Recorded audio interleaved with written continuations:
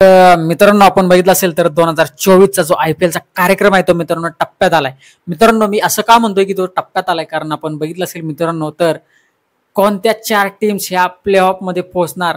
कारण प्रत्येक चाहत्यांच्या मनामध्ये धाकधूक आहे. प्रत्येकाला वाटतं की आपली टीम आहे ती प्लेऑफ मध्ये पोहोचावी. पण मित्रांनो पंजाब असेल, मुंबई असेल, गुजरात असेल हे जे चाहते आहेत त्यांनी 2025 मध्ये आपली टीम क्वालिफाय व्हावी हे स्वप्न पाहावं. कारण आता ह्या ज्या टीम्स आहेत त्या क्वालिफाय मध्ये पोहोचतील की नाही हे थोडंसं सांगू नाही शकत. कारण मित्रांनो ह्या ज्या 7 राहिलेल्या टीम्स आहेत मित्रांनो त्याच्यामध्ये थोडीशी धडपड चालू आहे. KKRने आपलं स्थान आहे ते निश्चित केलेलं आहे. त्याच्यानंतर राजस्थान रॉयल्स सुद्धा ह्या स्थानामध्ये फिक्स आहे. पण मित्रांनो अजून सुद्धा खालच्या ज्या टीम्स आहेत चेन्नई असेल, त्याच्यानंतर दिल्ली असेल मित्रांनो, लखनौ असेल, RCB सुद्धा कमबॅक करताना आपल्याला पाहायला मिळते. कारण ह्या टीममध्ये हैदराबाद आहे. त्यांच्यामध्ये कोणत्या 3 टीमला 2 टीमचं तर फिक्स वाटत आहे. पण मित्रांनो अजून 2 जे स्थान आहेत ते कोणते टीम मिळवणार हे पाहण्यासारखं आहे मित्रांनो.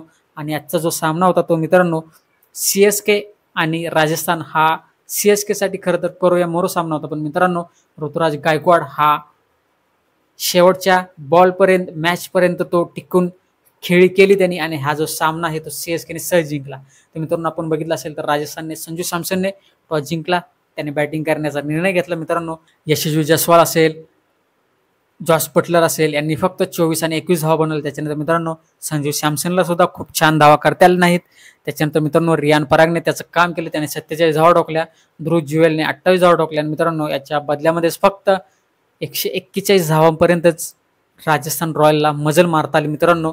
आणि याच्यामध्ये आपण बघितलं असेल तर तुषार देशपांडेने 2 विकेट्स घेतल्या आणि समरजित सिंग याने जबरदस्त 3 विकेट्स घेतल्या. त्याच्यामुळेच मित्रांनो 141चं जे टार्गेट आहे ते CSKला मिळालं. आणि मित्रांनो आपण बघितलं असेल तर हे टार्गेट चेस करण्यासाठी जेव्हा CSKची टीम मैदानात आली तेव्हा आपण बघितलं असेल तर रचिन रवींद्रने 27 धावा ठोकल्या. त्याच्यानंतर डॅरल मिचेलने 22 धावा ठोकल्या मित्रांनो. मोईन अलीने 10, शिवम दुबे 18, रवींद्र जडेजा 5, समीर रिजवी 15 आणि आपला पुण्याचा जो ऋतुराज गायकवाड आहे तो चेन्नईचा नवीन कॅप्टन त्याने 42 धावा ठोकल्या मित्रांनो.